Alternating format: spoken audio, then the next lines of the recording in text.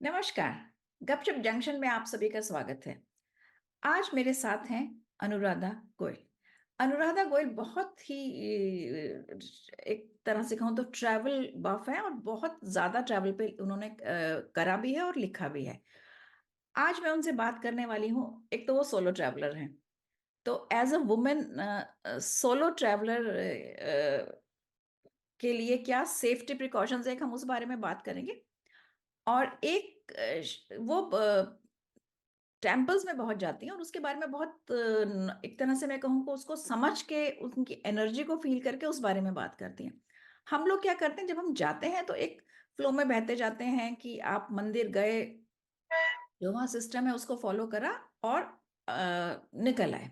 वो जो एनर्जी की फीलिंग है और एक स्पिरिचुअलिटी की जो बात होनी चाहिए एक टेम्पल की विजिट में, वो अक्सर हम नहीं कर पाते हैं। और मैं अगर आपको पर्सनली अपना एक किस्सा बताऊं तो बहुत अजीब है वो। मतलब हम ये कहा जाता है कि आपको जो देवता है वो बुलाते हैं। कैन यू इमेजिन, मैं द्वारका गई हूँ, 2 बार गई हूँ, एक बार मुझे दर्शन हो, दूसरी बार मैं गई हूँ, I could not enter the temple. ना इतना रश था ना कुछ था, मैं समझ ही नहीं पाई कि मैं अंदर क्यों नहीं जा पाई। तो ये एक बात बहुत होती है कि आपको भगवान बुलाते हैं। और ये कैसे ये चीजें समझनी चाहिए, क्योंकि सिर्फ हम मन पढ़ के और वो सब करके स्पिरिचुअलिटी के जो आप एक तरह से कि अपनी सेल्फ ग्रोथ में जो होना चाहिए वो नहीं हो पाता। तो मैं ये तो कुछ बातें आपसे अभी मैं इस बारे में बात करना चाहूंगी। तो welcome to the show Anuradha, and this is our first show of new year. तो मुझे बहुत अच्छा लग रहा है कि हमने इतनी अच्छी शुरुआत करी है इस नए साल के लिए। Welcome to the show. नमस्ते। बहुत बहुत धन्यवाद मुझे आपके शो पर बुलाने के लिए।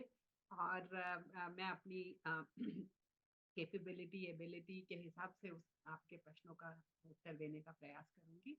तो कहाँ से शुरू करें? सबसे पहले तो मैं चाहूंगी कि आप सोलो सोलो ट्रैवल का अब सोशल मीडिया के जमाने में बहुत ज्यादा चलन हो गया, पर आपका मैं ब्लॉग पढ़ रही थी इन डिटेल्स, और उसमें एक्चुअली इतने पुराने टाइम से मैं देख रही हूँ आप ट्रैवल कर रही हैं, तो पुराने वक्तों से अब के वक्त में क्या चेंज आया और सेफ्टी प्रिकॉशंस, क्योंकि पहले शायद आप कंपैरेटिवली ज्यादा सेफ थे। अब वो सेफ्टी के जो वो हैं पैरामीटर्स हैं वो थोड़ा रिस्क पे आते जा रही हैं एज ए सोलो वुमेन। तो उसमें क्योंकि और ये आजकल एक ट्रेंड भी हो गया, women want to go alone. तो जी, सबसे पहले तो बहुत अच्छा प्रश्न है। सबसे पहले तो मैं आपको बता दूं, ये सोलो वुमेन ट्रैवलिंग कोई नई चीज नहीं है। ओके। हमारे हमारी हिस्ट्री में हमें अनेकों अनेक महिलाएं मिलती हैं जिन्होंने अकेले ट्रैवल किया है। हम्म। अगर हम बहुत प्राचीन काल में जाते हैं तो हमारी जो ऋषिकाएं थी, जो ब्रह्मवादिनियां थी, वो सब अकेले ही ट्रैवल करती। और अगर हम रिकॉर्डेड हिस्ट्री, जो हमारी क्लोजर हिस्ट्री है, उसमें भी बात करते हैं, तो मीराबाई थी, वो किसी के साथ थोड़ी ना चलती थी, वो अकेले ही चलती थी। ठीक है। ऐसे बहुत बहुत एग्जाम्पल्स हमें मिल जाते हैं जहाँ women use to travel alone. मैं भी अपने यंगर डेज से ट्रैवल कर रही हूँ अकेले। और आज की डेट में तो आप एक्चुअली अकेले ट्रैवल करते ही नहीं है। अगर आपके हाथ में मोबाइल फोन है तो आप अकेले हैं राइट। ही नहीं। बिल्कुल। ठीक है, आपके पास हर तरह की सुविधा आपके पास है, आपका बैंक अकाउंट आपके हाथ में है, आपके सारे के सारे कॉन्टैक्ट्स आपके हाथ में हैं, इमरजेंसी सर्विसेज आपके हाथ में है। तो आज की डेट में तो इनफैक्ट सोलो ट्रैवल करने के लिए आपको स्पेशल एफर्ट करना पड़ेगा कि आप अपना मोबाइल फोन छोड़ के जाएं और किसी से संपर्क में ना रहे। तो आज की डेट में तो सोलो ट्रैवल बचा ही नहीं है, और जो बचा है वो बहुत आसान है क्योंकि आपके पास सारी सुविधाएं आपके फिंगर टिप्स के ऊपर। अब आती है एक जो एक सेंस है लोगों में कि physically women are not that strong, या physically women are more vulnerable, इसलिए उनके लिए शायद मुश्किल हो। तो ये मैंने बहुत बार अपने बहुत सारे वक्तव्यों में बोला है कि आपका सबसे बड़ा टूल, आपका सबसे बड़ा सेफ्टी टूल आपकी रिस्पेक्ट। जब आप लोगों को रिस्पेक्ट करते हैं तो कोई आपको डिसरिस्पेक्ट नहीं करता। मैं ये नहीं कह रही हूँ कि आपको टूरिस्ट प्लेस पे लोग आपसे ज्यादा पैसे नहीं लेंगे, या आपको घुमाएंगे नहीं, या आपको गलत इन्फॉर्मेशन नहीं देंगे। वो सब होता है, जो पुरुषों के साथ होता है वो हमारे साथ भी होता है। लेकिन एज अ वुमेन कोई मुझे तभी अटैक करता है, या I make myself more vulnerable when I am not respectful, when I have seen that most of the time being respectful to people is my biggest weapon in my self defense. Mhm. Dusra, we women come with a very strong gut feel. So Right. we have to trust our gut feel. The moment you sense a danger, the moment you sense there can be a problem, just get Mhm. out of that situation. No matter what, you don't have to show that I can handle this, I am this. Get out of that situation and then handle that. Even if you want to protest, even if you want to, uh, treat people in a certain way, make yourself safe out of that situation first, and then do. And third, be little culturally sensitive, you know so if you're going to a temple, you dress up appropriately. If you're going to a certain region, you dress up appropriately. You be respectful of the culture. You don't, and never ever think that you are better than the locals. They know their place, you are in their place, they are aligned. I mean, I know technically, India is a democratic country, and wherever you travel, even outside India, you have the visa and you have the right to travel, and all that is fine. But the fact still remains that the place belongs to the locals, and Right. they are being grateful in letting you come and enjoy their food. Mhm. So you have to have that sense of gratitude for them and a sense of respect for them. So these few things, if you take care, you are pretty much safe 99.999% of the time. And that small percentage, when you don't feel safe, just get out of the situation. But having said that, I must also add that I'm not a night person. I get up early in the morning, and by evening I'm tired and back into my room, wherever I'm staying, in the safety of my room, if I can say. So women who like to go out at night, they may face a little more vulnerability than I do. Mhm. So if you take care of basic precautions, I think most places are safe. Safe. Okay. Yeah, अच्छा yeah. So another question is, the world may not be safe. So the choice I have is whether I want to wait till the world becomes safe for me to travel, or I want to take safety precautions and travel. So hmm, I choose to do the second. Very right. अच्छा Anuradha, generally क्या होता है जो लोग जाते हैं travel के लिए, वो फैमिली के साथ जाते हैं। जब आप अकेले जाते हो तो मुझे ये लगता है कि you interact with the people. अगर आप ग्रुप में जाते हो तो आप अपने लोगों में ज्यादा बिजी रहते हो। तो शायद अकेले जाने से आप लोकल चीजें एक्सप्लोर करने में आई थिंक ज्यादा कन्वीनियंस रहती होगी। आई मीन ऑप्शन ज्यादा बेटर देखिए, रहते हैं।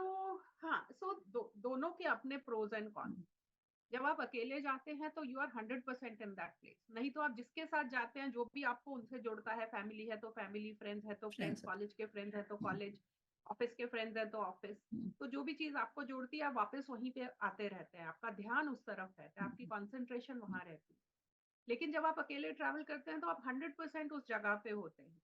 आप अपना 100% आप अपने तरीके से ट्रैवल कर सकते हैं, क्योंकि ट्रैवल बहुत ही एक पर्सनल वे है। हर किसी का एक अपना पर्सनल चॉइस होता है। कोई सुबह जल्दी उठना पसंद करता है, कोई शाम को लेट तक जागना पसंद करता है, किसी को म्यूजियम पसंद है, किसी को मंदिर पसंद है, किसी को शॉपिंग पसंद है, किसी को ट्रेकिंग पसंद है। तो I have rarely seen two people जिनकी ट्रैवल चॉइसेस एक जैसी है। इवन हस्बैंड वाइफ की सेम नहीं होती। तो दोनों के अपने प्रोज एंड कॉन्स हैं। जब आप अकेले ट्रैवल करते हैं, उसके भी नुकसान है।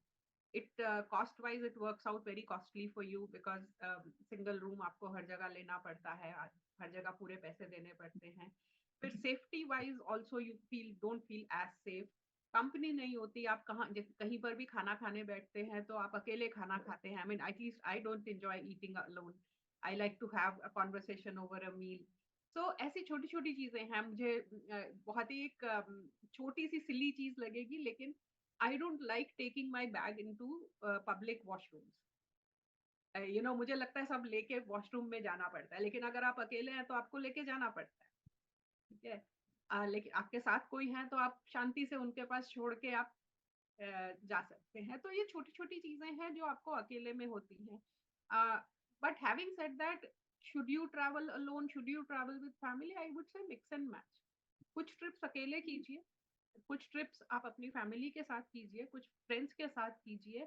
अभी तो ये बहुत अच्छा ट्रेंड चल पड़ा है कि old friends when they want to meet, वो किसी एक के घर जाने की बजाय सब मिलके एक जगह, नई जगह, नया डेस्टिनेशन कवर कर लेते हैं। तो मिक्स एंड मैच, बिकॉज दोनों का अपना आनंद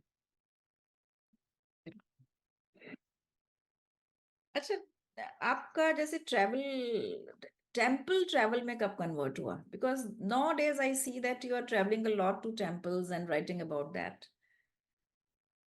तो मैंने पूरी एक किताब लिखी है इस पे कि मैं एक कैजुअल ट्रैवलर से पिलग्रिम कैसे बनी, उसके ऊपर पूरी एक किताब है, लोटस इन द स्टोन का नाम है। तो जैसे आप ट्रैवल करते रहते हो, आपका फोकस शार्प होता रहता है, तो आप शार्प फोकस के साथ ट्रैवल करते रहते हैं। तो मेरा फोकस पहले आर्किटेक्चर हेरिटेज हुआ, फिर उसके बीच में मंदिर हुआ, फिर मंदिरों में भी आई आई स्टार्टेड विद आर्किटेक्चर, कि मंदिर का आर्किटेक्चर क्या है, उसकी अलग अलग शैलियाँ क्या हैं। फिर उसके बाद मुझे लगा कि नहीं, मंदिर जो है वो ठीक है, बहुत सुंदर है, उनका स्कल्पचर है, उनमें हिस्ट्री है, उसमें बहुत सारी कोडिफिकेशन है, लेकिन मंदिर उसके लिए तो नहीं बना था। मंदिर बना तो आस्था के लिए था। तो इसीलिए मैंने अपनी बुक का नाम भी लोटस इन द स्टोन दिया था, जिसका मतलब है कि मैं खोजने तो पत्थर निकली थी, लेकिन जो मुझे मिला वो कमल का फूल था उसके अंदर। फिर वो जब आस्था से कनेक्ट होने लगे, तो फिर बाकी सब जो है ना वो फेड अवे हो जाता है। उसमें फिर आपको लगता है कि ये सब तो ना बाहरी आवरण है, जो अंदर आत्मा है मंदिर की, वो तो वो देवता है, और वो देवता के साथ जो हमें आस्था जोड़ती है, वो वो वो मूल है धर्म। तो धीरे धीरे धीरे ये होता गया। उसके बाद मैंने देवी मंदिरों पे बहुत काम किया, या ये कहिए कि देवी मंदिरों में बहुत जाने का अवसर मिला। तो फिर हमने एक पुस्तक लिखी, देवी टेम्पल्स ऑफ इंडिया। फिर हमने नवरात्रि कैसे मनाई जाती है अलग अलग जगहों पर। तो 16 क्षेत्रों में भारत के, मतलब एक तरह से तो हम भारत को डिफरेंट स्टेट्स में भी देख सकते हैं, लेकिन अगर हम प्राचीन काल की बात करते हैं तो भारत अलग अलग क्षेत्रों में, आस्था के पॉइंट ऑफ व्यू से अलग अलग क्षेत्रों में विभाजित था। विभाजित इज गलत वर्ड, बट अलग अलग क्षेत्र थे जिसके अधिष्ठात्र देवता थे। तो हमने 16 क्षेत्रों में नवरात्रि कैसे मनाई जाती है उस पे काम किया। अभी मैं तीर्थ यात्राओं पे स्टडी कर रही हूँ कि तीर्थ यात्राएं क्यों करते थे, कैसे करते थे, और तीर्थ यात्राओं का स्वरूप कैसे बदल रहा है। अभी बहुत से हमारे जो जितने तीर्थ स्थल हैं उन्हें टूरिज्म स्पॉट्स की तरह प्रमोट किया जा रहा है। तो मैं एक अवेयरनेस लाने की कोशिश कर रही हूँ कि तीर्थ यात्रा और पर्यटन एक नहीं है। तीर्थ यात्रा में हम अपने एक अंतर यात्रा करते हैं। बिल्कुल चाहे सही। हम बाहर ट्रैवल कर रहे हो, फिर भी हमारी एक अंतर यात्रा होती है स्वयं को जानने की, आत्मज्ञान के लिए। जबकि पर्यटन में हम अपने आप को एंजॉय करने जाते हैं, हाँ। कंजम्पशन के लिए, खाना पीना मौज करना। तो पर्यटन का भी अपना स्थान है जीवन में, लेकिन पर्यटन और तीर्थ यात्रा के बीच का अंतर समझना बहुत आवश्यक है। बहुत जरूरी है। और और अगर हम समझेंगे तो हमारे तीर्थ स्थानों की जो पवित्रता है वो बनी, बिल्कुल ठीक। उनकी जो ऊर्जा शक्ति है वो हम्म। बनी रहे। तो ये प्रयास कर रहे हैं ऐसे आप जैसे बहुत सारे पॉडकास्ट के थ्रू ये जन जन तक पहुंचाने का, कि आप समझिए कि अब आप कब तीर्थ यात्रा को जा रहे हैं, कब पर्यटन को और हम्म। पर्यटन करने जा रहे हैं तो तीर्थ स्थलों पर मत जाए। हम्म। जब आप तीर्थ यात्रा करने जाएंगे तो तीर्थ स्थलों पर जाए, और तब तीर्थ के यम नियम जो गाइडलाइंस हैं हमारे ग्रंथों में, उसको फॉलो कीजिए। बिल्कुल ठीक बात है, क्योंकि बहुत सारी जगहों पे चेंजेस भी हो गए हैं। क्योंकि अगर कहूँ श्रद्धेय जगहों को वो टूरिज्म के हिसाब से चेंज कर रहे हैं। सबसे पहले तो आप वैष्णो देवी अगर आप रिसेंटली गई हैं तो देखिए, पहले क्या था, वो आप उस गुफा में से जाते थे, वो एक बड़ी अच्छी सी फीलिंग होती थी अंदर जाके। Now it is all open.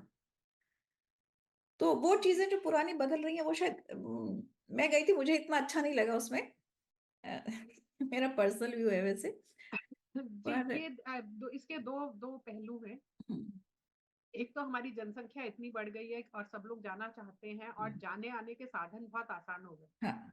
पहले वैष्णो देवी जाना इतना आसान नहीं था, बहुत आसान है। तो जब लोग ज्यादा जाएंगे तो उन लोगों को अकोमोडेट करने की जगह भी चाहिए। बिल्कुल। तो ये एक पहलू है। दूसरा ये पहलू है कि अ, हर चीज परिवर्तनशील है, तो तीर्थ स्थल हुँ, भी परिवर्तनशील रहेंगे। लेकिन हमें अपनी आस्था से हम उसी उसी आस्था को लेके जा रहे हैं कि अ, मैं लोगों को ये कहना चाहती हूँ कि आप जब तीर्थ यात्रा पे जाते हैं या आप कभी किसी ऐसे सिद्ध पीठ पर जाते हैं, तो तब आप ये सोच के जाइए कि मैं अपने जीवन की सबसे बड़ी कमाई करने जा रहा हूँ। आप ये सोच के मत जाइए कि मैं इसको एंजॉय करने जा रहा हूँ। हुँ, आनंद आएगा आपको, लेकिन हुँ, वो आनंद एक अलग आनंद हो। हुँ। वो आनंद आपके इंद्रियों का आनंद नहीं होता कि मेरी जिह्वा बहुत खुश है, मेरे कान बहुत खुश है, मेरी आंखें बहुत खुश है। वो इंद्रियों का नहीं, वो आपके जो सूक्ष्म शरीर का आनंद है, वो आनंद, स्थूल शरीर का आनंद।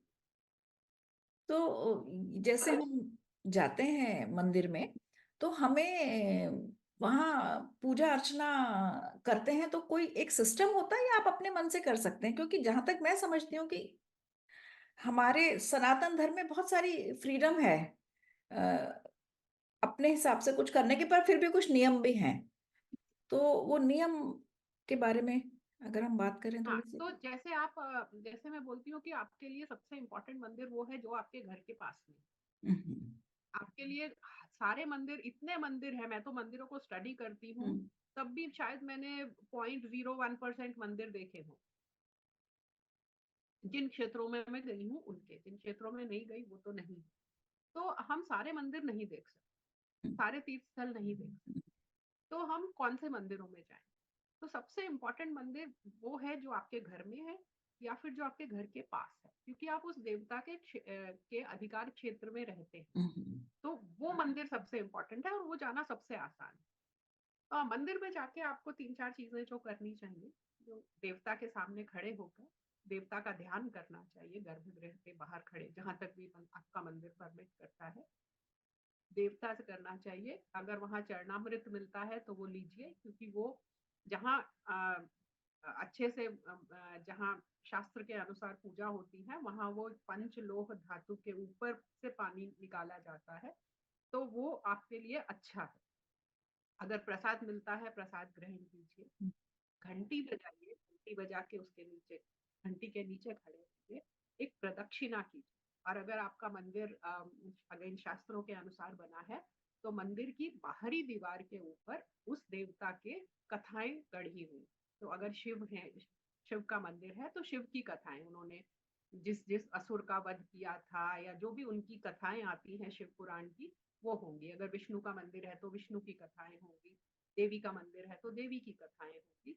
तो उन कथाओं को देखिए, सुनिए, समझिए और 1 मिनट के लिए स्मरण कीजिए कि ये देवता कौन है। वो हमें, वो देवता की स्तुति भी है और हमें देवता के बारे में देवता के साथ एक हमारा एक कनेक्शन एस्टेब्लिश करते हैं। ये इस देवता ने इस असुर का वध इसलिए किया, तो ये असुर हमारे अंदर भी है। तो हम देवता से ये भी चाहते हैं कि हमारे अंदर के असुरों को मारे। तो ये 4-5 चीज़ें हैं जो आप मंदिर में कर सकते हैं। सुबह जाइए अपने वर्क प्लेस पे या स्कूल कॉलेज जहाँ भी आप जाते हैं, उस पे निकलने से पहले आप मंदिर जाइए। ये 5 मिनट लगते हैं किसी छोटे मंदिर। हुँ, हुँ, तो ये कर सकते हैं। उसके बाद अब हर मंदिर में बहुत सा तरह की पूजाएँ, बहुत अलग-अलग मंदिरों में अलग-अलग पूजाएँ होती हैं। तो आप वो पूजाएँ कीजिए जो आपके परिवार में की जाए। इसी तरह बहुत से उत्सव उत्सव साल भर होते हैं। कहीं कोई उत्सव बड़ा मनाया जाता है, जैसे महाराष्ट्र में गणपति पूजा बहुत बड़ी होती है, जबकि उत्तर भारत में उसका इतना प्रचलन नहीं। इसी तरह आंध्र प्रदेश में जाएंगे तो मकर संक्रांति खूब बड़ी, सबसे हुँ, बड़ा उत्सव है साल का, जबकि बाकियों में वो छोटा उत्सव, हुँ, उतना बड़ा नहीं, उतना इलेबोरेट सेलिब्रेशन। इसी तरह हर परिवार के अपने उत्सव और अपने पूरे साल के हुँ, पूजा पाठ होते हैं। तो जो आपके परिवार में होता है, आप उसको कंटिन्यू, वो इम्पोर्टेंट है। उसके बाद अगर कोई देवी देवता, कोई मंदिर आपको बहुत अट्रैक्ट करता है, जो हुँ। आपको बहुत इष्ट है या आपको खींचता है, तो उसके आप फॉलो कर सकते हैं। बहुत से मंदिरों के बहुत सी जगहें फॉलो करने की आवश्यकता नहीं है। जैसा हरिवंश राय बच्चन ने कहा था, राह पकड़ तू एक चला चल, पा जाएगा मधुशाला। उसी तरह आप एक राह पकड़ के चल दीजिए, आप संसार सागर से पार हो जाएंगे। हम्म। मैं एक छोटा सा एक इंसिडेंट सुनाना चाहूंगी आपको। एक्चुअली क्या था कि मैं स्कूल में थी, शायद कॉलेज कहूंगी तब, क्योंकि तब वो +2 कॉलेज में हुआ करता था। 10th 11th 12th हम लोगों ने कॉलेज में करी है। तो उसमें आई वॉज लिटिल कंफ्यूज, क्योंकि जैसे पूजा में मंदिर में सब भगवानों की फोटो लगी होती है घरों में जैसे होता है, तो मैं हमेशा रात को खाने के बाद वॉक करती थी और मैं कहती थी कि भगवान जी मुझे बताओ मैं आपके किस रूप में वो करूं, क्योंकि मैं मेरे को अंदर शायद कुछ कंफ्यूजन रहा होगा। अब मुझे एग्जैक्ट तो वो याद नहीं कि फीलिंग्स क्या थी, बट मैं वो बहुत सीरियसली उस चीज को कहा करती थी भगवान से। और क्या हुआ कि एक दिन सुबह के टाइम, जैसे मैं तब मैं I have just pass my masters, और मैं यहाँ ये किस तब मेरे को उन्होंने ये कहा था, कुछ पता अजीब सी फीलिंग आई थी, और ये चीज मेरी चलती रही till I was in masters. और मैं ग्रेजुएशन करने के बाद मैं कॉलेज में पढ़ाना शुरू करा था, मेरा कुछ ही दिन थे। तो एक दिन सुबह सुबह मुझे मेरे आंख मेरी थोड़ी सी खुली हुई थी, और वहां इतने बड़े मुझे शिव जी दिखे। तो वो मुझे लगा कि वो मुझे एक तरह से उन्होंने अपना रूप हाँ दिखाया कि जी। मुझे इस रूप में करो। और मैं आज भी, मुझे मतलब कुछ भी होता है तो सीधा मेरा ओम नमः शिवाय या कुछ ऐसे निकलता है, और उसी से मुझे एक सॉल्यूशंस मिलते हैं। तो पर फिर मुझे कई दफा लगता है, जैसे आप गीता पढ़ो तो उसमें लगता है कि कृष्ण एक्चुअली सबसे बड़े भगवान है, ऐसा कहा जाता है जो गीता में है। तो कई दफा कंफ्यूजन ये आता है कि भाई अगर मैं इनकी पूजा करूंगी तो वो तो नहीं हो जाएंगे। नहीं, तो ये ऐसा, देखिए मतलब ऐसा इस है पे मैं कि चाहूंगी हाँ, थोड़ा सा पता लगे। हाँ जी। तो ये आप जो बात कर रहे हैं वो इष्ट देवता का कॉन्सेप्ट है कि हम्म। आपके इष्ट कौन।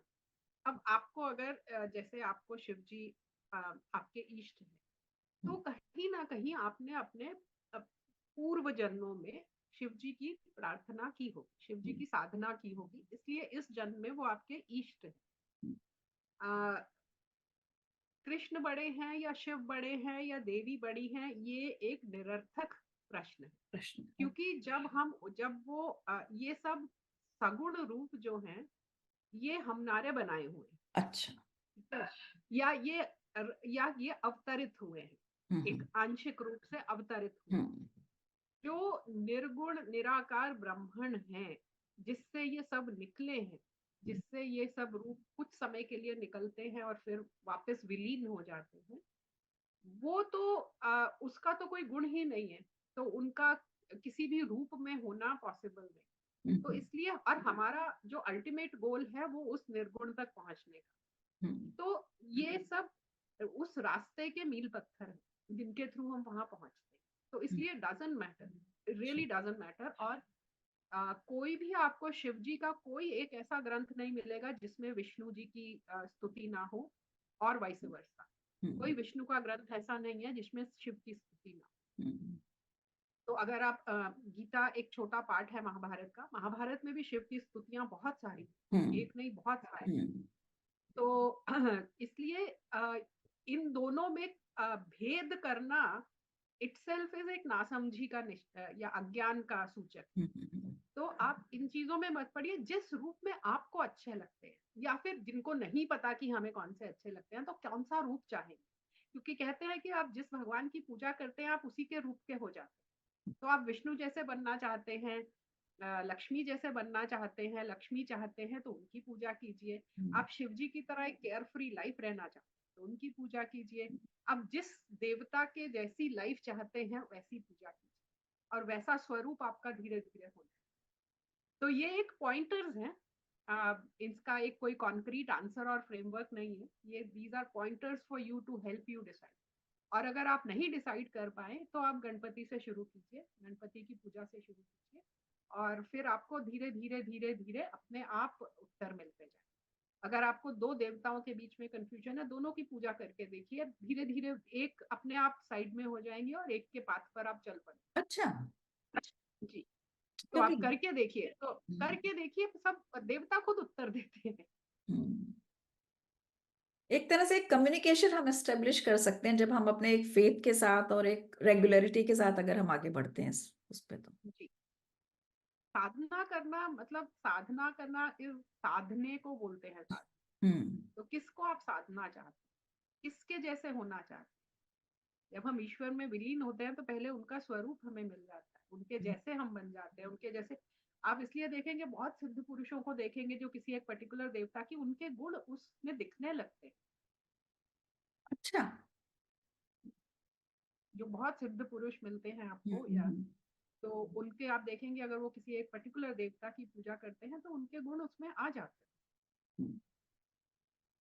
क्योंकि जिसको हम पूछते हैं उसके गुण आ जाते हैं ना, जिसके साथ रहते हैं। आप अगर अपने लेट्स से आप अपने पेरेंट्स के साथ नहीं ग्रो अप हो, आप किसी और के साथ ग्रो अप होते हैं तो वहां के गुण आ जाते हैं ना, जिस हाँ, स्थान पर रहते हैं उसके गुण आ जाते गुण आ जाते हैं, बिल्कुल सही बात है। हैं। तो फिर जिस देवता की पूजा करेंगे उसके गुण भी तो आएंगे ना हमारे में। अच्छा, अनुराधा, अब आज तो अब तो अयोध्या का क्योंकि राम मंदिर की बात हम कर रहे हैं और सब तरफ इतनी खुशियां फैली हुई हैं, तो आपने अयोध्या पे बहुत काम किया है। मैं आपकी बुक देख रही थी, तो थोड़ा सा उस बारे में अगर हम बताएं तो।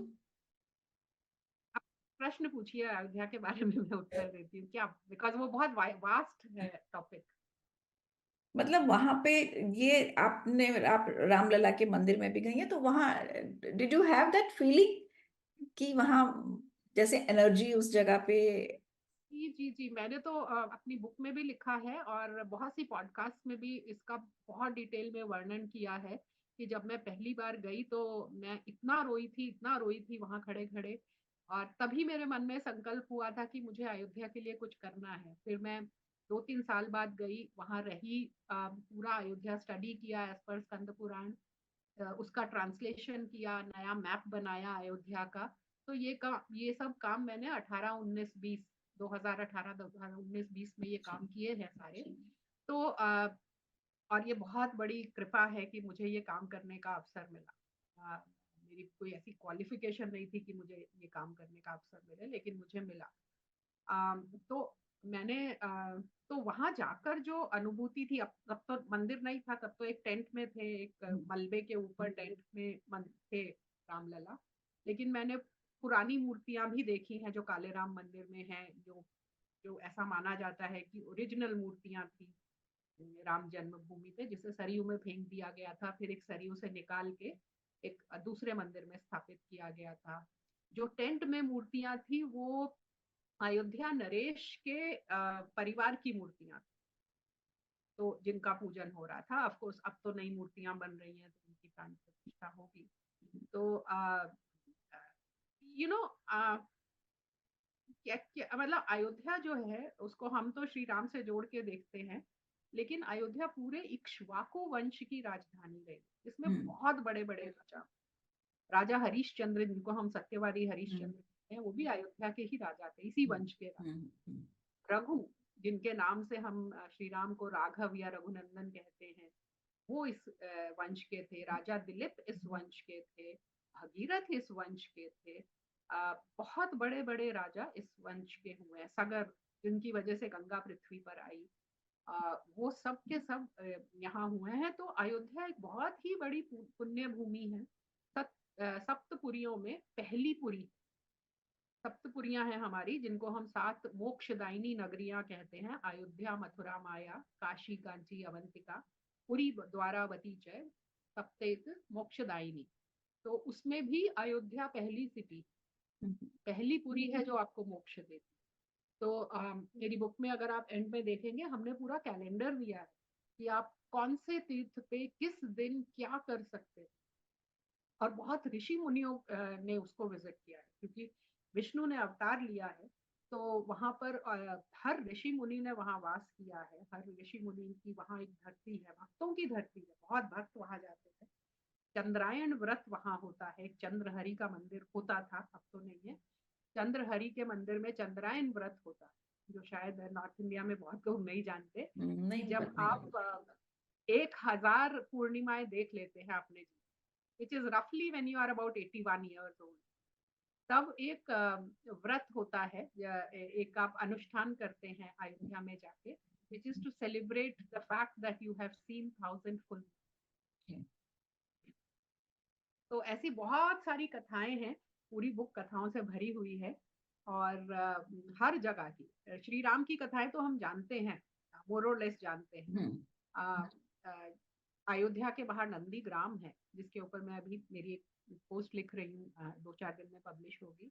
जहां पर भरत जी रहे थे, when Shri Ram was in exile, तो भरत जी भी अयोध्या की सिटी लिमिट से बाहर जंगल में ही रहे थे। हम्म। इट्स जस्ट आउटसाइड अयोध्या, लेकिन अयोध्या से बाहर, और वो भी साधु वेश में ही रहे थे। हम्म। वो जमीन पे सोते थे और पादुकाएं, श्री राम की पादुकाएं सिंहासन पे। तो he was ruling on his behalf, but he also lived outside the city in a small हट। हम्म। तो वो जगह देखने बहुत कुछ है, मतलब मैं तो आपको 2 घंटे में अयोध्या पे ही बात कर सकती अच्छा अनुराधा, हम हूँ। अभी बात कर रहे थे टेम्पल्स की, देवताओं की, और एक चीज जो मैं पूछना चाहूंगी, बहुत सारे टेम्पल्स जो होते हैं उनमें तो पूजा अर्चना होती है और कुछ टेम्पल्स में नहीं होती है। जैसे मैं बात करूं, यहाँ अहमदाबाद के पास ही मोढेरा में सन टेम्पल है। वहाँ मतलब टेम्पल है, नाम है टेम्पल है, पर वहाँ कोई पूजा नहीं होती है, कुछ देवता नहीं है। और क्योंकि सन टेम्पल है तो शायद सूर्य देवता के लिए कभी यहाँ पूजा अर्चना होती होगी। तो ये टेम्पल्स क्यों ऐसे हो जाते हैं जिसमें पूजा बंद हो जाती है? और तो ये तो रिकॉर्डेड हिस्ट्री है, मोढेरा सन टेम्पल है, और बहुत से मंदिर हैं पूरे भारत में जो इन्वेशंस के टाइम पे जहां से मूर्तियां चुरा ली गई थी या मूर्तियां खंडित कर दी गई। हम्म। तो जहां पर तो हमारे यहाँ खंडित मूर्ति की पूजा नहीं होती, खंडित मंदिर में पूजा नहीं होती। हम्म। तो उस समय बंद हुई और उसके बाद वो अभी तक शुरू नहीं हुई। कुछ हम्म। मंदिरों में शुरू हो रहे हैं पूजा। तो इनफैक्ट मेरी बहुत इच्छा है कि बहुत से ऐसे मंदिर हैं जो बहुत सुंदर हैं, बहुत सुंदर, और बहुत ही उनका जो स्थापत्य है वो बहुत ही उत्कृष्ट है। तो हम्म। मेरी बहुत इच्छा है, जैसे कंदरिया महादेव मंदिर है खजुराहो में, मोढेरा सन टेम्पल है, मार्तंड सन टेम्पल है कश्मीर में, कोणार्क में। इनमें हम हमारे जीवन काल में अगर प्राण प्रतिष्ठा हो और पूजा अर्चना शुरू हो, लेकिन कारण अधिकतर कारण इन्वेशंस है। इन्वेशंस में वो मंदिर खराब हो गए थे। कभी कभी किसी प्राकृतिक आपदा से भी मंदिर खराब हो जाते हैं। तो जब खराब हो जाते हैं तो उनको उनका फिर एक जीर्णोद्धार कहते हैं। उनको फिर से रिकंस्ट्रक्ट करके या मेंटेन करके फिर से प्राण प्रतिष्ठा की जाती है, जैसे कि अभी Ram Janmabhoomi. Hmm. It's a very good example कि मंदिर खंडित हो गया था, मंदिर हम्म। को तोड़कर कुछ और बनाया गया वहां पर। फिर फिर अब वापस मंदिर बना के उसमें एक नई मूर्ति रख के प्राण प्रतिष्ठा हो रही है। यही काम हमें हजारों मंदिरों में करना है जो खंडित हैं, जहां पर पूजा नहीं। तो उसका एक बहुत ही सिंपल कारण, मोस्ट ये प्राकृतिक और मानवीय दोनों कारणों से हो सकता है, बट अधिकतर मंदिर इन्वेशंस के ड्यूरिंग खंडित किए गए और उनकी पूजा में। चलिए, होपफुली इनमें दोबारा पूजा अर्चना शुरू हो तो अच्छी जब बात है। हमारी आस्था बढ़ जाएगी इतनी हाँ, कि हमें पूजा चाहिए उनमें, तो हो जाएगा। हो जाएगी, हाँ बिल्कुल बिल्कुल। जी, मेरा ऐसा मानना है कि राम मंदिर भी, श्री राम को मंदिर नहीं चाहिए, हमें उनके लिए मंदिर चाहिए। बिल्कुल। तो मंदिर आज इसलिए बन रहा है क्योंकि हम्म। हमारी आस्था बढ़ी, हमारी भक्ति बढ़ी। जब हमारी भक्ति और आस्था उस लेवल पे पहुंचेंगे तो बाकी मंदिरों की भी प्राण प्रतिष्ठा होगी, निश्चित है होगी। हम्म। अच्छा, मंत्रों में कहते हैं बहुत ही ज्यादा एक शक्ति है, एक एनर्जी है जिससे कि आपकी स्पिरिचुअल अपग्रेडेशन होती है, आप कुछ फील कर पाते हैं। तो उसका मुझे लगता है कुछ ना कुछ सही तरीका जरूर होता होगा मंत्रोच्चारण का, या किस तरह से हम मंत्रों को यूज करके अपनी स्पिरिचुअल ग्रोथ में हेल्प कर सकते हैं। हाँ, तो हमें पहले समझना होगा मंत्र क्या होते हैं। हम्म। तो मंत्र जो होते हैं, तो जब जब सृष्टि होती, जब सृष्टि बनी, तो सबसे पहले शब्द हुआ, शब्द से सृष्टि हुई, ऐसा बोलते हैं। It's a very deep science to understand that whole process of creation.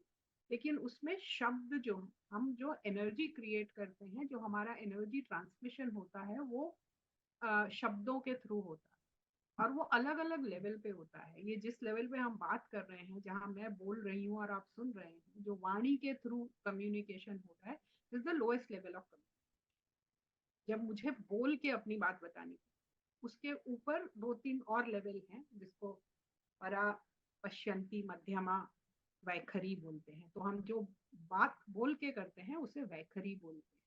फिर उसके ऊपर एक मध्यमा होता है, जहां हम, अगर मैं आपको बोलूं आप आंख बंद करके कोई गाना आपका कोई भी फेवरेट गाना इमेजिन कीजिए, तो आपको सुनाई नहीं देगा, वो दिखाई देगा। तो वो एक लेवल है। फिर उसके ऊपर और बहुत सारे लेवल हैं। तो शब्द जो है उसमें बहुत पावर होती है अगर हम उसको ठीक से करते हैं। तो जब आप संस्कृत का हमारी वर्णमाला भी पढ़ेंगे तो वो बहुत ही स्ट्रक्चर्ड वे में है। जैसे क ख ग घ द, ये एक जगह से बोले जाते हम्म, हैं। त थ द ध न, उसमें सब में आपके दांत टच होते हैं। हम्म, त थ द ध न, प फ ब भ म, ये सब लिप्स। होठ से बोले जाते हैं। तो इनके ही डिफरेंट कॉम्बिनेशन से अलग अलग शब्द बनते हैं। एक शब्द और अर्थ होता है जो हमारा व्यवहारिक है, कि मैंने बोला पेन, तो आप समझ जाएंगे कि हम दोनों ने ये एक्सेप्ट किया कि ये पेन है। तो ये व्यवहारिक अर्थ है इसका। और एक अर्थ होता है जो हमारा मानसिक अर्थ होता है। तो शब्द मंत्र जो होते हैं बहुत संक्षिप्त में और बहुत मैं ब्रीफली आपको बोलूं तो मंत्र जो होते हैं उसमें कुछ भी मैनिफेस्ट करने की पावर होती है। Basically it's an energy management system और एनर्जी मैनिपुलेशन सिस्टम, जिससे आप कुछ भी मैनिफेस्ट कर सकते हैं। अब बहुत लोग बोलते हैं कि मंत्र सुनना और मंत्र उच्चारण जहां तक मेरी समझ है, मंत्र उच्चारण से आपको शक्ति मिलती है, या आप शक्ति का एक का जो है एक संचरण कर सकते हैं, या शक्ति को आप मैनिपुलेट कर सकते हैं। सुनने से कितना होगा मुझे नहीं पता, आई am not very sure. You feel good, great, या आपके घर में शायद आपके घर की एनर्जी, क्योंकि वो आप सिर्फ आप नहीं सुन रहे हैं, आपका पूरा एनवायरनमेंट सुन रहा है, तो एक फील गुड फैक्टर होगा, शायद थोड़ा बहुत हो। लेकिन जो असली मंत्र का फायदा होता है वो आपके अपने उच्चारण से ही। और कौन सा मंत्र करना चाहिए, कब करना चाहिए, क्या करना चाहिए, उसके लिए आप अपने गुरु से पूछिए। जो भी आपके गुरु हैं वो आपको गाइड करेंगे कि आपके लिए कब कौन सा मंत्र और कितना करना आपके लिए पर्याप्त, या आप किस चीज के लिए कर रहे हैं। तो मंत्र साधना जो हम करते हैं वो हम सकाम साधना भी करते हैं, कि मुझे प्रमोशन चाहिए, मुझे इतना पैसा चाहिए, मुझे रोग से निवारण चाहिए। तो ये सकाम कामना होती है। तो उसके लिए आपको बहुत पद्धतियां फॉलो करनी होती है कि आप कैसे करेंगे। पुरुष चरण कहते हैं उसे। और जो आप निष्काम साधना करते हैं, कि आप कुछ अपने लिए नहीं मांगते, सिर्फ भगवान की भक्ति के लिए, या भगवान से आपका जो एक लगाव है, अफेक्शन है, उसके लिए आप करते हैं, तो फिर वो आप कभी भी कैसे भी कर सकते हैं, ज्यादातर, अधिकतर।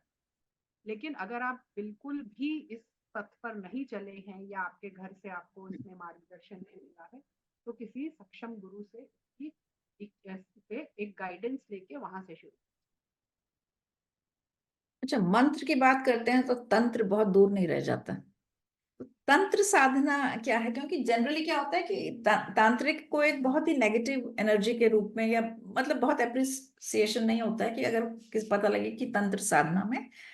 पर मुझे कई दफा ऐसा लगता है कि तंत्र भी शायद मंत्र का ही रूप होगा, वो उसमें शायद एनर्जी के लेवल्स दूसरे होते होंगे। वो as somebody who is not into this बहुत अप्रिशिएटिव नहीं लगता। तो वो क्या चीज है एक्चुअली तंत्र साधना?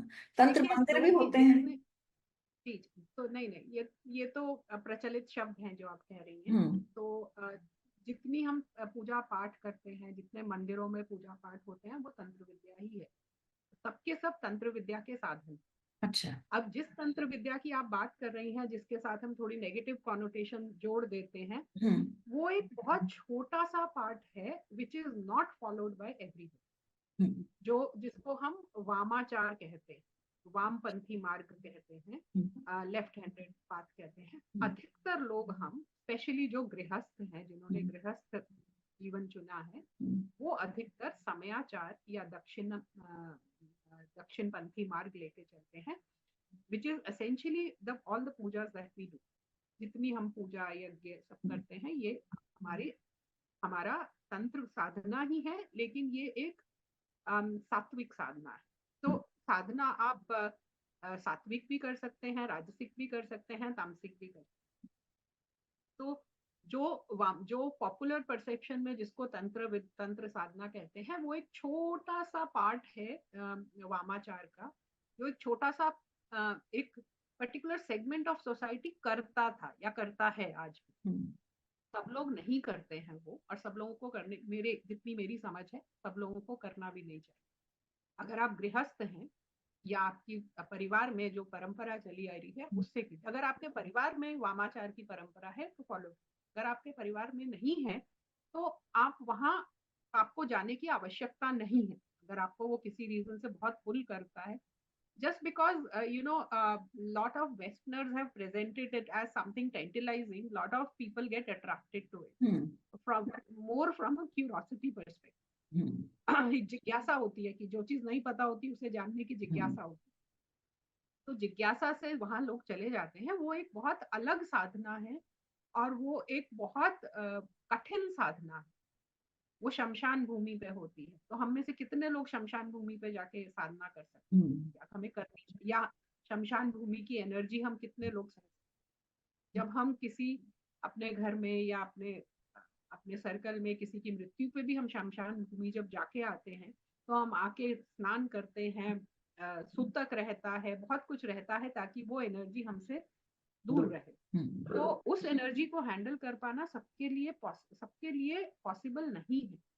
तो इंसिडेंटली अभी ऑनलाइन मीडिया में भी बहुत लोग उस तंत्र के बारे में बात कर रहे हैं, जबकि वो एक बहुत ही सीक्रेटिव सेक्ट है, जो बहुत अपनी साधनाएं कैसे होती हैं, क्या होती हैं, इसको बहुत किसी किताब में भी नहीं लिखा है उन्होंने, कहीं नहीं है। वो एक गुरु परंपरा से चलती है, और वो गुरु भी जब आपको देखते हैं कि आप उसके उस साधना को करने के पात्र हैं, तभी वो आपको वो करवाते हैं। तो क्यूरोसिटी है, I can understand, but I would say follow your own family tradition, follow the traditions of your own कुल, ऑफ योर ओन क्षेत्र, जो कि एक सिंपल सबकी साधना है कि आप सुबह मंदिर जाइए। अगर आप गृहस्थ जीवन में, तो आपसे इतना एक्सपेक्टेड है कि आप पूजा पाठ कीजिए, अपने उत्सव मनाइए, अपने परिवार का भरण पोषण कीजिए, अतिथि का सत्कार कीजिए। That is all is expected from the गृहस्थ। एंड गृहस्थ जीवन जो है, उसको अगर आप महाभारत पढ़ेंगे और बहुत सारे हमारे शास्त्र पढ़ेंगे, गृहस्थ जीवन को सबसे ऊंचा दर्जा दिया गया। अच्छा। आज हमें लगता है ब्रह्मचारी सबसे ऊपर है, सन्यासी सबसे ऊपर है। नहीं, गृहस्थ, क्योंकि गृहस्थ के ऊपर ही बाकी तीन चलते। जो लोग गृहस्थ आश्रम में हैं, जो लोग कमा रहे हैं, उन्हीं के सिर पे बच्चे पढ़ते हैं, उन्हीं के सिर पे सन्यासी का जीवन चलता है, उन्हीं के सिर पे बाकी सब होता है। वही टैक्स पे करते हैं तो सारा सरकार चलती है। प्रशासन चलता है। तो गृहस्थ के लिए इतना ही काफी है कि आप अपने जो भी अपनी फैमिली का कुलाचार है उसे फॉलो कीजिए। अपना अपना कमाई धर्म पूर्वक कीजिए, जितना दान दे सकते हैं दीजिए, अतिथि सत्कार और ये दान भी, आसान नहीं है, नहीं कह रही आसान हूँ। नहीं है, पर फिर भी मुझे लगता है ये बाकियों से कंपैरेटिवली आसान है, क्योंकि इस जीवन में आप कमा रहे हैं तो आप को एक स्ट्रेंथ फील होती है टू लीड लाइफ, एक कंट्रोल रहता है अपने जीवन पे, फिर आप किसी के लिए कुछ कर सकते हैं। तो एक ये बहुत अच्छी बात है। और फिर पूजा पाठ मतलब आपके हाथ पे कंट्रोल है। और शायद अगर आप ग्रस्त नहीं होते हैं तो एक शायद वो लाइफ ज्यादा टफ रहती होगी, क्योंकि आप एक ही तरह का जीवन जीते हैं, इसमें आप एंजॉय भी कर सकते हैं। देखिए, क्या टफ है और क्या आसान है, ये हाँ, हमारा ये बहुत इंडिविजुअल होता है। वेरी देखिए, राइट। अभी मैं रोज सुबह उठ के 1 घंटा 1.5 घंटा संस्कृत टेक्स्ट पढ़ती हूँ। हम्म सबको ये बहुत कठिन लगता है, लेकिन हम्म मुझे ये बहुत सरल लगता है, हम्म क्योंकि मैं बहुत सालों से कर रही हूँ, और हम्म वो मेरे जीवन का एक अंग बन गया है। हम्म, तो कठिन क्या है और सरल क्या है, ये बहुत ही सब्जेक्टिव मैटर्स बिल्कुल। हैं। हम्म क्योंकि हमें लगता है पैसा कमाना आसान है, या पैसा कमा रहे हैं हम, तो हम्म ये आसान है। लेकिन जिसके पास नौकरी नहीं है, उससे पूछ के देखिए। हम्म, ठीक है। और फिर आप कमा रहे हैं और आपको दूसरों की रिस्पॉन्सिबिलिटी भी लेनी है। सन्यासी जीवन में आपके पास, आपको सिर्फ जाके भिक्षा मांगनी है, आपको अपना अहंकार साइड में रखकर भिक्षा मांगनी। आप और हम शायद वो अहंकार साइड में रख के किसी से मांग ना सके। ये तो है, वही तो बात है। ये चीजें ना बहुत रिलेटिव होती हैं, रिलेटिव ये है। ब्लैक एंड व्हाइट कुछ भी नहीं है। हम्म हमारे अपने ही जीवन में क्या सरल है, क्या कठिन है, वो बदलता रहता है। बिल्कुल। हम्म बचपन में जो बहुत ही सरल होता है, बुढ़ापे में वही कठिन लगने लगता है। बिल्कुल। और वाइस वर्सा। हाँ। बचपन में जो चीजें बहुत मुश्किल लगती हैं बड़े होते होते, तो ये सब चीजें बदलती रहती हैं। जैसा बोला जाता है देश काल परिस्थिति के हिसाब से हर प्रिंसिपल बदलता है, कोई भी प्रिंसिपल यूनिवर्सल नहीं है, हर चीज देश काल परिस्थिति के हिसाब से बदलती रहती है। तो कौन सा कठिन है कौन सा नहीं, फिर अपना एक स्वभाव होता है, आपके हम्म। स्वभाव के हिसाब से आपके लिए क्या कठिन है और क्या सरल है वो डिपेंड करता है। हम्म। अब स्पोर्ट्समैन होते हैं, वो दिन में 10-10 20-20 घंटे फिजिकल एक्सरसाइज करते हैं, जो कि हमारे लिए सबके लिए कठिन है, हम्म। ठीक है, लेकिन उनके स्वभाव पे वो सरल है, हमारे स्वभाव पे वो सरल नहीं है। तो ये सारी चीजें हैं, और फिर जितना प्रयास करते हैं, जितना प्रैक्टिस करते हैं, उतनी चीजें सरल होती जाती। नर्सरी क्लास में एबीसी लिखने में हम स्ट्रगल करते थे, अब हम पूरी पूरी किताबें लिख देते हैं सरलता से। तो ये चीजें अब बहुत मल्टी डायमेंशनल है। और मुझे जो सनातन धर्म की जो सबसे अच्छी बात लगती है कि वो बहुत हर चीज को वो हर डायमेंशन से देख के फिर आप उसका एनालिसिस करते हैं। कोई ऐसे hard and fast strict rule नहीं है कि ये ऐसा ही होना चाहिए या वैसा ही होना चाहिए। हाँ। और हर चीज के बाद वो कहते हैं कि आपको अपनी देश काल परिस्थिति के हिसाब से इसको सहेज के समेट के और फिर उस पर अप्लाई करना चाहिए। आप ज्ञान सबसे लीजिए, लेकिन उसकी एप्लीकेशन कैसे करनी है वो आपके जीवन पे, आपकी परिस्थिति पे डिपेंड। आज हम स्वतंत्र भारत में रह रहे हैं, most of us born in the independent India, we can't even imagine how India was before that. Our life is far more simple. बिल्कुल ठीक। People who are born after the mobile phone era, they can't imagine कि हमारी life mobile phone के बिना हम जिंदा कैसे रहते हम्म। हैं। तो ये चीजें परिवर्तनशील हैं। जब मैं ज्योतिष पढ़ती हूँ तो उसमें कहा गया है, उसमें विदेश यात्रा को बहुत दुर्भाग्यपूर्ण माना, जो हमारे अच्छा। क्लासिकल टेक्स्ट है। क्योंकि उस समय पर विदेश जाना मतलब आपको पता नहीं था कि ये वापस आएंगे या नहीं। हम्म। जाना आसान नहीं था, जाने जितने लोग निकलते थे सब पहुंचते नहीं थे, और जो पहुंचते थे वो सब वापस नहीं आते थे, हम्म। और आते भी थे तो सालों साल घर से दूर रहते हम्म। थे। तो विदेश यात्रा को एक दुर्भाग्यपूर्ण चीज माना जाता है। लेकिन आज वो, क्योंकि ट्रैवल इजी हो गया, तो वो वही चीज जो है वो एक सौभाग्य का प्रतीक मानी जाती है कि आपने कितनी यात्राएं की हैं, ये आपके सौभाग्य का प्रतीक है। तो ये चीजें जो है, हर चीज देश काल परिस्थिति के हिसाब से बदलती है।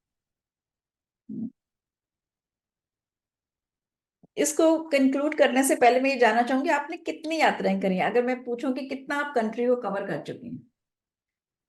अम, मैंने अभी 5-6 मेरे आई थिंक 5 प्रदेश बाकी हैं जहां मैं नहीं गई हूँ, तो दैट्स प्रैक्टिकली। लेकिन अगर क्षेत्र वाइज देखे तो भी बहुत पेंडिंग। इंडिया बहुत वास्ट है और बहुत हम्म। लेयर्ड है, बहुत लेयर्स ऑफ हिस्ट्री हैं हर जगह हम्म।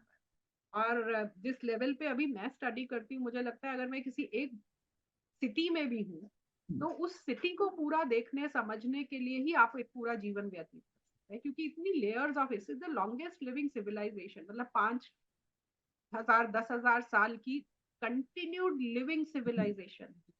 तो हर हर काल के आपको अवशेष मिल जाते हैं, और हर काल से कुछ आपको आज भी लिविंग मिल जाता है। तो इट्स अनंत। तो हालांकि एवरेज आदमी से बहुत ज्यादा देखा है, लेकिन फिर भी बहुत कम देखा है। इतना ट्रैवल करने के बाद भी आप जब अपना नेक्स्ट प्लान बनाती तो are you still excited to go? किस तरह से प्लानिंग करती? Absolutely, absolutely, absolutely. तो मैं आजकल तो खैर इंफॉर्मेशन इतनी अवेलेबल है हम्म। ऑनलाइन ही, तो मैं I make a list of places I want to see, और and I keep some time for things that I don't know, and things that will as I say, the magic of travel, कि वहाँ कुछ ना कुछ तो मिल ही जाता है हर जगह पे। आज भी आप हर हर ट्रिप में कोई ना कोई ऐसी चीज मिल जाती है जिसके बारे में आपको पता ही नहीं था, क्योंकि आप गूगल तो उसी को करेंगे जो चीज आपको जो पता आपको। है, बिल्कुल। जो आप ढूंढ रहे हैं। हम्म। लेकिन जिस चीज की एग्जिस्टेंस ही आपको नहीं पता है, वो तो आपको वहां जाकर ही पता चले। तो मैं हमेशा कहती हूँ कि थोड़ी प्लानिंग करके जाओ, ताकि आपको पता हो कि आप क्या देखना चाहते हैं। अब अगर आप काशी जा रहे हैं, तो काशी विश्वनाथ मंदिर तो जाएंगे ही, या टॉप के 4-5 मंदिर तो जाएंगे। उसके बाद थोड़ा आप गलियों में घूमिए फिरिए, फिर आपको फिर डेस्टिनेशन आपसे खुल के बात करता है। फिर आपको वो खुल के वो अपना आतिथ्य आपको देता है। अनुराधा, बहुत मुझे मजा आया आपसे बात करके आज। पर मैं जाने से पहले मुझे एक भी। छोटी सी आपसे एक रिक्वेस्ट करूंगी कि एक नॉर्मल एक आदमी के लिए या एक इंसान के लिए, जैसे हिंदू उसमें, कि किस तरह से आप अपनी पूजा अर्चना करें। और मतलब कई लोगों को होता है कि हम छोटी सी करते हैं, हमें पता नहीं लगता, तो क्या होना चाहिए उसमें? देखिए, जैसा मैंने कहा कि बेस्ट है कि अगर आप अपने गुरु से पूछें या अपने पेरेंट्स से पूछें अगर वो करते हैं। लेकिन अगर आपको कुछ भी नहीं पता, आप अकेले रहते हैं, गुरु नहीं है, हम्म। तो आपके जो भी इष्ट देवता है, जिनको आप जो आपको आपके मन को भाते हैं, हम्म। उनकी कोई भी एक उनका एक कोई बेसिक मंत्र लेकर हम्म। उसकी एक माला करनी। That is good enough to begin. उसके बाद देवता खुद आपको डायरेक्शन। कितनी स्वीट बात है ये कि आप कन्वर्स कर सकते हैं मंत्रों के द्वारा। मतलब ये फीलिंग ही इतनी अच्छी है। अनुराधा, बहुत अच्छा लग रहा है मुझे आपसे इतना बात करके, और इतनी सारी चीजें आज पता लगी कि हमें ट्रैवल कैसे करना चाहिए और वहां देखना कैसे चाहिए, मंदिरों को कैसे एनालाइज करना चाहिए, मतलब मंदिरों से क्या सीखना चाहिए। Thank you so much for being on Gupshup junction. Thank you so much, thank you so much Neeta ji, my pleasure.